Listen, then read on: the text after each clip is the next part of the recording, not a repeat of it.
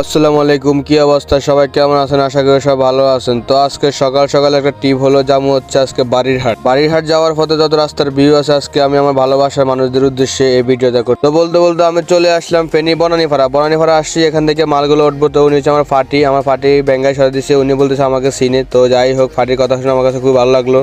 তো ফাটি আমাকে আরেকজন থেকে নাম্বারটা নিয়ে আমাকে কল দিছে। তো যাই হোক, বলতে বলতে গাড়িতে মালগুলো লোড দিলাম। লোড দেওয়ার পর এখন আল্লাহ নামলে চলে যাবো বাড়িরহাটের উদ্দেশ্যে। তো বাড়িরহাটে যাওয়ার উদ্দেশ্যে যত রাস্তার ভিউ আছে আজকে আমি আমার ভালোবাসা মানুষদের উদ্দেশ্যে দেখাবো। তো এখন চলে আসলাম কথা বলতে বলতে ফাটির সাথে চলে আসলাম হাই রোডে। তো হাই রোড থেকে আসার পরে গাড়িটা আমি একশো টানতেছি। সামনে দেখতেছি একটা মাছ ভান্ডারির গাড়ি।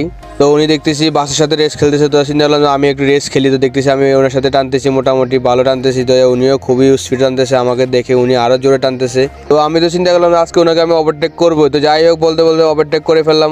উনি আমাকে আবার ওভারটেক করলো। তো এখন চলে আসলাম লেম্মা ব্রিজের ওসে। তো লেম্মা ব্রিজটাও ক্রস করার পরে এখন বর্তমানে চলে আসলাম কসকার কাছাকাছি।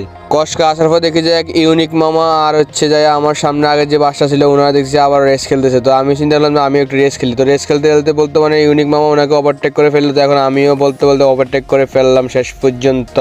তো রেস্টে যাই খেলছি, এরকম আমার মতো কেউ রেস খেলবে না। তো বলতে বলতে চলে আসলাম ফাটির দোকানের কাছে চলে আসলাম। তো এখন ফাটি গাড়ি থেকে নামবে। তো নামার পরে আমি গাড়িটাকে বলতেছে ব্যাগে লাগার জন্য। তো আমি এখন গাড়িটা ব্যাগে দিয়েছি। তো ব্যাগে দেওয়ার পরে এখন গাড়িতে মালগুলো আনলোড হবে। ভিডিওটা ভালো লাগলে একটু শেয়ার করে দিবেন। পরবর্তী ভিডিওতে আবার দেখা হবে। সব ভালো থাকবেন। আসসালামু আলাইকুম।